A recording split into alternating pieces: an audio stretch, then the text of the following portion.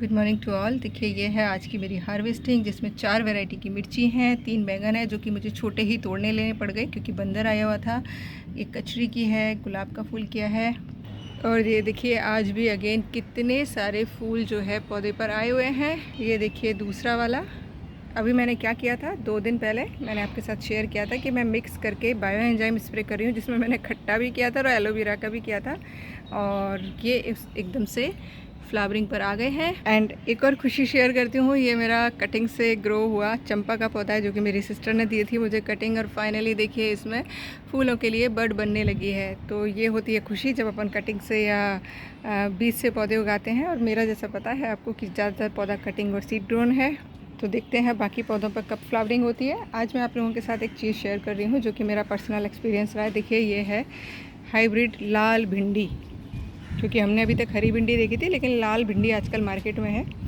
मुझे भी कहीं से सीड मिले थे, मैंने लगा लिए। तो देखिए टेस्ट वाइज कहूँ तो हरी भिंडी मैंने कितनी ही बचपन में कच्ची खाई है, बट इसको देखकर भी मन नहीं किया। सेकंड थिंग, कहते हैं हाइब्रिड का बीज बहुत इजीली बनता नहीं है, और ये फैक्ट है, बहुत कम बनता है। मतलब पता नहीं क्या है, मुझे नहीं समझ आया। देखिए मेरा एक्सपीरियंस तो यही है, हो सकता है बहुत लोगों के यहाँ बहुत चीज़ें हो जाती हूँ।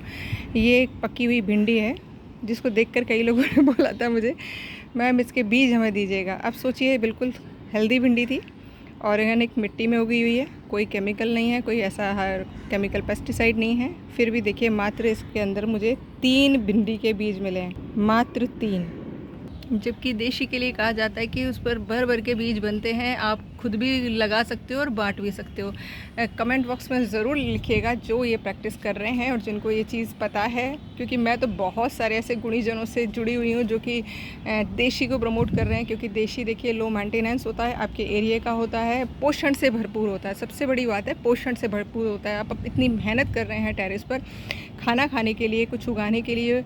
जेनेटिकली जो भी मॉडिफाइड चीज़ें होती हैं, वो चाहे इंसान हो, चाहे वो जानवर हो, चाहे वो सब्जियां हों, उतने फ़ायदेमंद नहीं होते जितने देशी होते हैं, जितने नेटिव होते हैं। तो इसीलिए मैं भी आप लोगों के साथ बार बार कहती रहती हूँ देशी देशी देशी। इसीलिए बोलती हूँ कि मेहनत कम लगती है, पोषण ज़्यादा होता है, और आपके एरिया का होता है तो चलता भी बहुत है, लो मेंटेनेंस होता है। और आज मुझे मेरी मम्मी की बात बार बार याद आती है। वो है ना सब्जी मंडी से छोटी छोटी सब्जियां लेकर आती थी, छोटे छोटे से फल वगैरह। हम बहुत गुस्सा करते थे कि आप सस्ता माल उठा लाती हो, और वो हमें हमेशा कहती थी बेटा यही फ़ायदेमंद होता है। और आज जब खुद उगा रही हूँ ना, तब समझ में आ रहा है कि वाकई में मम्मी सही कहती हैं। और आज इतनी उम्र में आकर 45 प्लस हूँ, और अब समझ आ रहा है कि वाकई में जो हमारा स्वदेशी का नारा था या देशी का नारा था वो क्यों था। यहाँ पे मैं कोई प्रमोशन नहीं करती हूँ। देखिए मैं जो एग्जैक्ट जो महसूस कर रही हूँ, जो एक्सपीरियंस कर रही हूँ ना, वो आप लोगों के साथ शेयर कर रही हूँ। और मेहनत ऐसी करो कि विदेशी भी देशी में कन्वर्ट हो जाए और आपके एरिया में बिल्कुल।